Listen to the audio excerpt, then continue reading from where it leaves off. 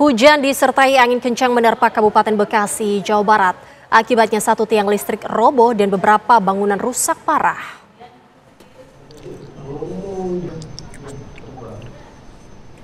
Hujan disertai angin kencang menerpa tempat wisata kuliner di Kampung Warudoyong, Desa Sukabunga, Kecamatan Bojong Mangu, Kabupaten Bekasi, Jawa Barat pada Senin sore. Beberapa atap bangunan ikut terbang terbawa hembusan angin. Banyaknya bahan material yang ringan membuat angin memporak-porandakan bangunan semi permanen di lokasi tersebut. Akibat peristiwa tersebut, sedikitnya satu tiang listrik roboh dan puluhan bangunan semi permanen rusak parah.